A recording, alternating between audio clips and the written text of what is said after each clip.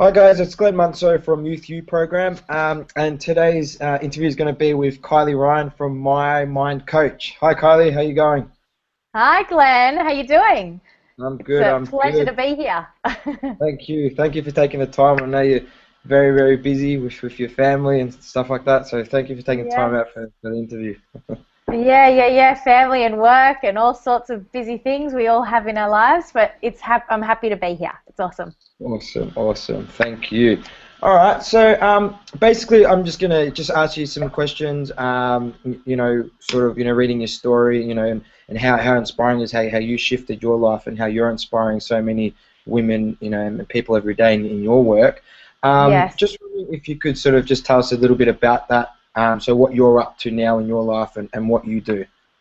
Yeah, sure. So now I am a women's transformation specialist. I help women with their mindset to shift their, I guess initially people come to me for weight loss, but or ladies come to me for weight loss, but what I really offer is personal development. It's about making shifts from an internal level, and bringing that out, so making that change from the inside out. So I work kind of in a two-pronged approach, from a coaching approach to educate women about their lifestyles and about the changes that they can make, and about certain mindset tools that they can use.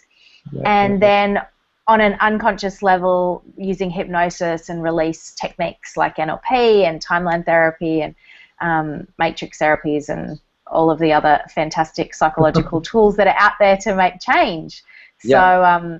So yeah, that's what I do now, and it's awesome. And I'm also a mum of a 20-month-old toddler, so that's super awesome as well. That's cool. That's cool. Yeah. Yeah, and like you're saying, it's really important to focus on that internal, internal stuff and the mindset. Really important, for change and to move forward as well. So, just give us a little bit of background about yourself. What were you doing? What were you doing before all this? What made you sort of go in this area of In this mindset? direction? Yes. Yeah.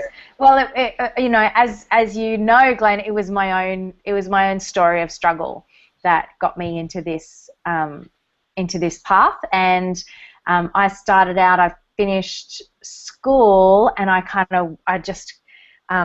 switched into this party stage, and I was kind of partying for a good couple of years, and it wasn't until a friend of mine just kind of randomly, almost like this kind of magical aid came, and she had just gotten involved with coaching and NLP, and she needed someone to practice on. And now she's one of the leading figures in Australia and the world with coaching and NLP. And I was one of her first students, so one of her first clients and one of her first students. And so that was amazing, and it really turned my life around, because I guess I've got kind of a few little phases in my life. And initially I was like a grade A, high-achieving, super nerdy student, and really focused on that in school. And a lot of my friends were out, partying from like 15, 16, 17, going to raves and whatever. And I was like, no, I'm not going to go. I'm not going to do that, because I guess I thought, well, I knew I needed to focus on my schoolwork, because I was really I was in all the top classes and whatever, and I wanted to achieve really well at school. And so I set myself a deadline. I was like, no, I'm not going to do any of that until I finish my HSC. And so I finished my HSC, got great marks, and the night of the party after that, someone gave me my first pill, and that was that. And so then I kind of went into this period of my life where it was all about just, living for the moment, and, living for the weekend, and the weekend would become like 3 or 4 days of going partying and taking drugs and going to raves and going clubbing. And it was like right in the peak of the clubbing time as well, when Sublime at home was like the like cool place to be. And so we would go there every weekend, and knew all the DJs and whatever, and thought it was super awesome. And and that's what actually got me involved back in singing. And so I started, because I'm also a singer, and so I sang. I started singing professionally with DJs for many years, and so for about up until I had my daughter, basically, I was freestyling and working with DJs, singing in nightclubs, and I went and sang, and I've recorded house tracks in Ibiza. I've had songs on Ministry of Sound and things like that. So yeah, so that was super fun. Yeah, well, not really, but I've got some tracks out there. That's, you know. So that was super fun, but I guess the first part of that journey was like really drug focused, and it was really about kind of living for the weekend, and yeah, so that was a big change in my kind of life and in my environment, and you know, that caused a massive, you know, rift with my dad, who I was living with, and my parents had split up, and I know all the reasons why I kind of turned to it now looking back, but yeah, you know, there were downsides. Of course, with everything in life, there's upsides and there's downsides. And so I had some massive ups, and I also had some massive downs. And then the coaching was really what helped me kind of start to turn around my life and start to, I guess, find my focus again and find my find what I was really passionate about. So it wasn't until I started doing the coaching work and started changing my mindset that I actually started singing professionally, even though I desperately wanted to for lots of years. It wasn't until I changed my mindset that I started to actually take action towards that. So I kind of lost about 3 or 4 years of my life into a kind of drug and partying hole, and then it was the coaching, it was the mindset change that helped bring me out of it. So going back on that, so you know, you're being in that, you know, trapped for 3 to 4 years. What was your turning point? Like, you know, what made you change? Was it an actual defining moment, or something actually happening to you where you just, you know, had enough? Or what happened for you to make that change? Like, there was. Well, it was, for me, it wasn't like I never at any point considered myself an addict, and I was always like a social partier. But kind of when I look back, and I've said it to, you know, other people that I know, when I look back on what I used to do, it's like, it's a lot. There was a lot of partying. There was a lot of recreational partying, I guess. And so while it wasn't ever something that I kind of did every day, there was certainly some periods, you know, like for a few months on end where it became definitely more than the weekend. And so it wasn't like I had to have it, but I was in that period of my life where it was just a part of my life pretty regularly.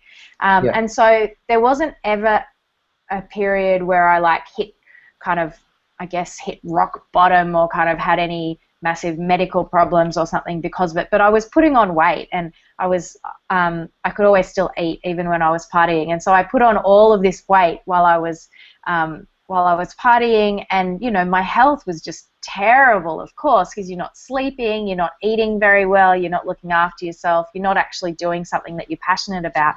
You're just kind of masking your feelings and living for that kind of false high. So it was my I guess it was my weight and my health, and then love that brought me out. So you know, I fell in love with the guy that's now my husband, and we were in a band together. And I made this kind of weight change, because that was my biggest issue that I was really struggling with. Was I was 30 kilos heavier than I am now. And so he went overseas on this skiing trip, which I couldn't afford to because I was broke from, you know, spending all my money partying. And so he went overseas on this trip, and I spent 3 months just getting myself healthy. And so I was like eating clean every day, going to the gym. I was focused. And so that, I guess the moment that was my turning point was this Polaroid that I took of me and him before he went overseas. And I've like had desperately fallen in love with him. And it was all like, I looked at him, and he's Eurasian and like was quite little at the time, and I was heaps bigger than he was. And I looked at the photo, and it looked like I was going to eat him. And I was like, oh my God, I can't live like this anymore. I can't do this anymore. And And so I was like, I have to turn this around, and not just for him, but for me, to see what, so that I could match up what I knew I could be on the inside with what I was seeing in the mirror.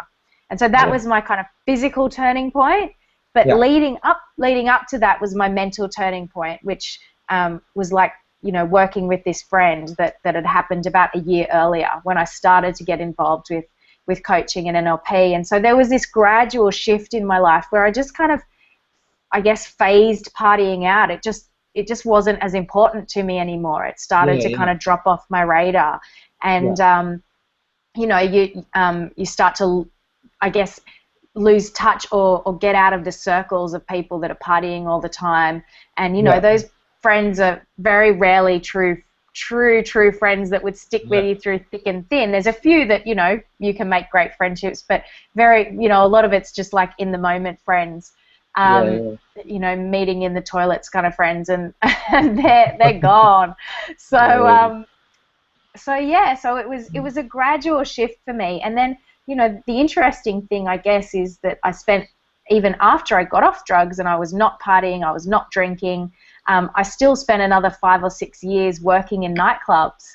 And so everyone around me was partying, everyone around me was drinking and, you know, taking drugs and doing all sorts of crazy things, and would offer it to me, and I was just like, no, it's cool, man, I'm happy, I'm singing, and this is my you know, this is my vibe, this is what I'm offering the world, and I don't need that anymore. And so so it just kind of phased out of my life. There was no moment where I went, no, I'm never going to do this ever again. I guess except the moment when I realized I was, you know, decided I was going to start a family. At that point, when even though I hadn't partied in a long, long time, I was like, well, that's it. I would never go back now. So Absolutely. it's just not worth it. So that was the change that I made, I guess. Yeah, no, that's cool. That's cool. So, you know, just going that, like, you know, people always, you know, when we get in that mindset and we want to change and all that, you know, I find that, you know, that's really, really cool that you're still tempted and still, you know, you're still sitting in that environment where other people are still doing. What tips would you give out there to the youth that are changing for them, but sometimes they sort of can't get away from that environment? Like, what sort of tips would you give out to them to sort of stay on track and sort of, you know, focusing on themselves and then sort of getting that enough power to say, no, I'm sort of focus on that. Is there any tips that you would give out for that? For sure. Well, as I was starting to kind of phase things out, because I mean, as I said, it is a transition. There's this kind of small steps of transition that I think make it more. Make it much easier to make a change. And so the first thing that comes to mind is, if it hits 3 o'clock and you're still out, go home. Nothing good happens after 3 o'clock. If you're going from one club to another club, or you're going out and you're moving from one place to the next place, you're chasing a dream. It's not going to get any better. It's just going to get nasty and scattered and dirty and gross. Go home, sleep. You'll feel heaps better in the morning, and you won't feel half as bad as if you stayed out all night. At least get some sleep. That's like my number one point. And having had a baby and gone now for long periods of time with no sleep, I reckon it's the lack of sleep that really kills you. You know, the chemicals are really bad, but the lack of sleep just nails you to the wall. So get sleep. You know, prioritize getting sleep. It is important. That's my number one tip. Number two, to start to focus on what you really want to do. And you know, when you're young, it can be difficult to do that, or to kind of believe that it's even possible to do what you really want to do. Like, I was, you know, a young girl wanting to be a singer, and I was, you know, I'd put on all this weight, and I didn't think that it was possible to even to be that or do that. But there's always a way. If you have that dream inside you, and you've got that yearning or that desire or that talent, then you absolutely can do it. And there's always a way. So just I guess firstly, give yourself permission to start to look for opportunities to do what you want to do. And even if you don't go out you know, become a superstar overnight, or, you know, a great painter or a great graffiti artist or whatever overnight. It's a step. And so, you know, just start doing what you want to do. Start making time to do what really brings you true joy in your life.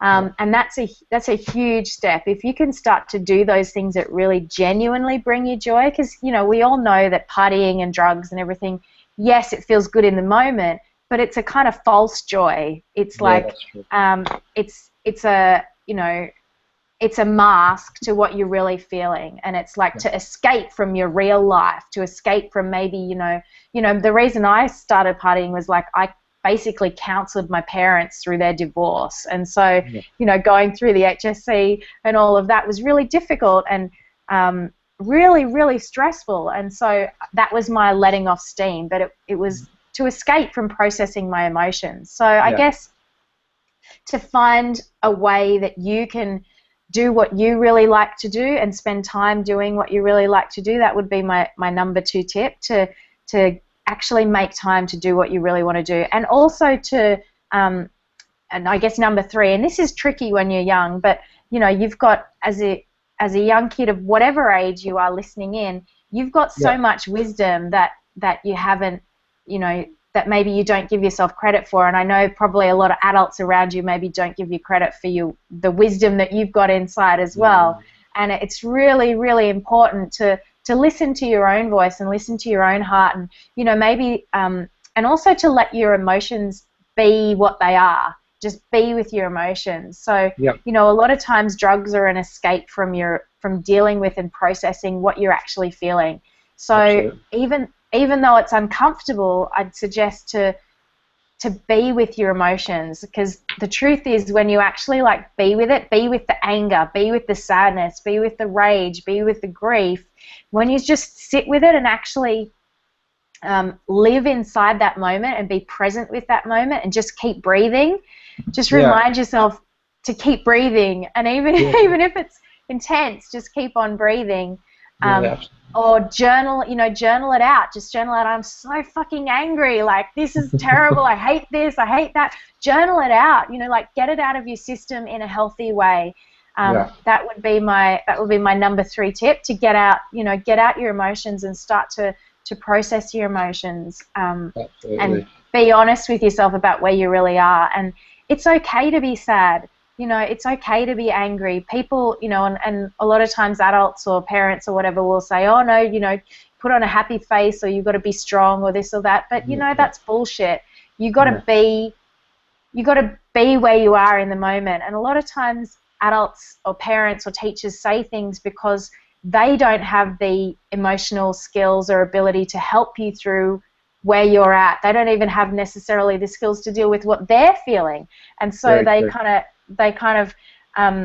know how to deal with you being in that emotion. So giving yourself permission to kind of take time away and be where you're at in your emotion is so, so important. Absolutely. I definitely agree with you with that as well. I was even just checking out something the other day, you know, on men getting depressed as well, because you know, a lot of men always putting that like tough front on, and when you're younger, it's like, oh, don't cry, don't be a girl, don't cry, don't be a girl. Sure. You hide your emotions, and a lot of men are getting depressed because they're suppressing these feelings, and it's never sort of identifying or letting it out. Exactly. That's a really cool tip. Yeah, that's cool. Yeah, it's so, so important. And so, you know, you can find whatever way it is that you release your emotions. You know, like one of my ways was singing.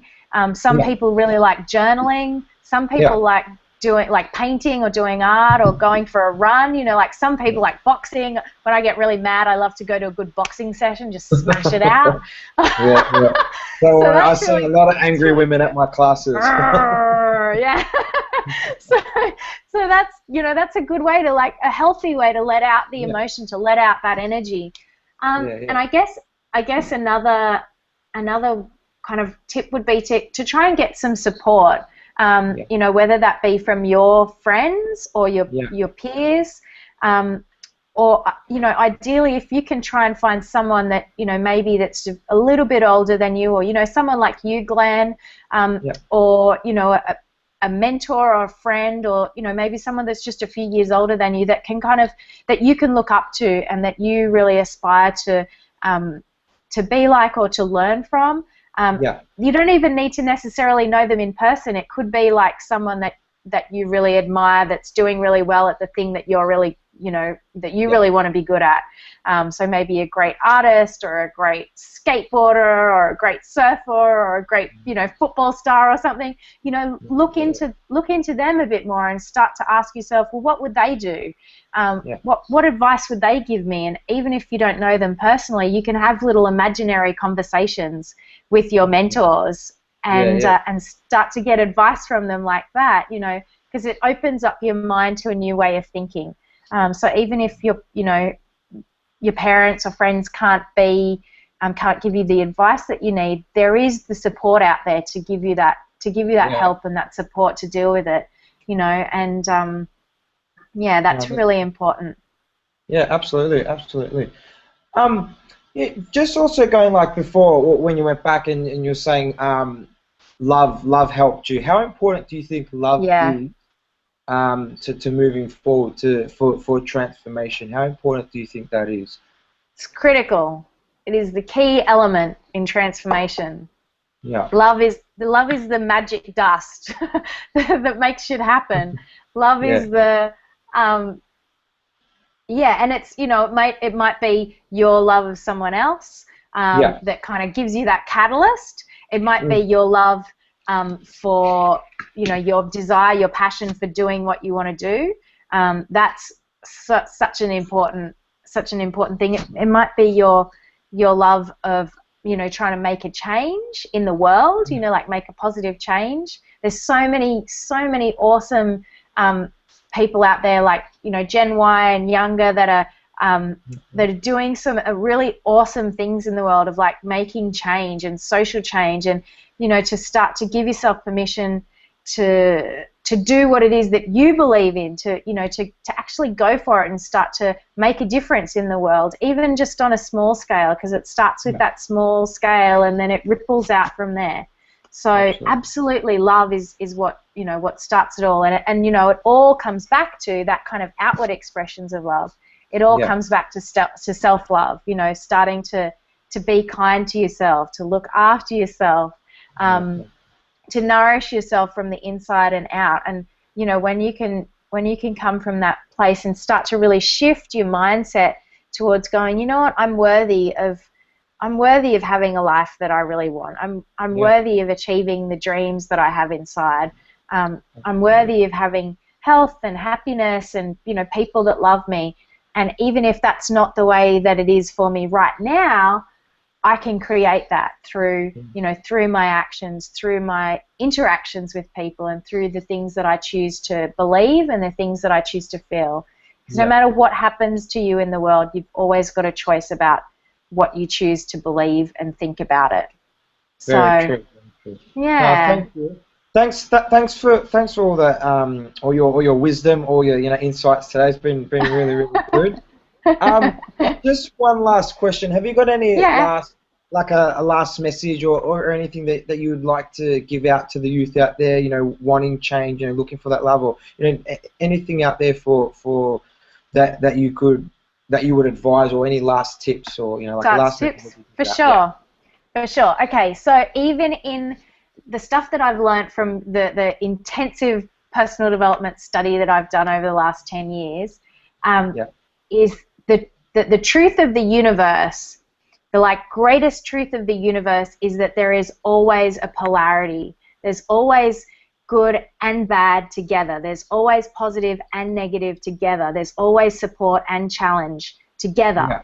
It's always there. It's like the polarity of the earth, the yin and yang. It actually exists in every single moment.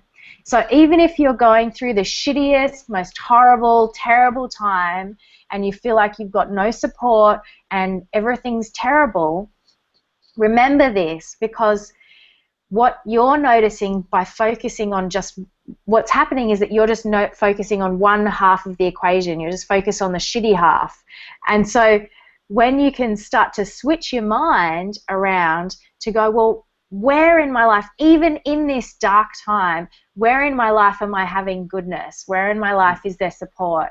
Where in my life is there love coming to me that I'm not noticing right now? Because there absolutely is love coming to you right now. There is people that love you and support you, that, you know, that sometimes it might be a bit miscommunicated, or there might be a bit of, you know, a bit of clouding in that communication, but there are absolutely people that love you right now, and there are people that that are looking out for you, and, you know, that might be grandparents or parents or friends or teachers or mentors. There are people out there that love you and care for you.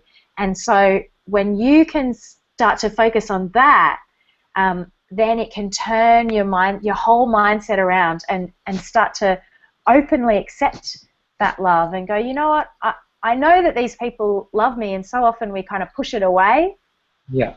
But to start to let it in and allow those people that care about you to be there for you, and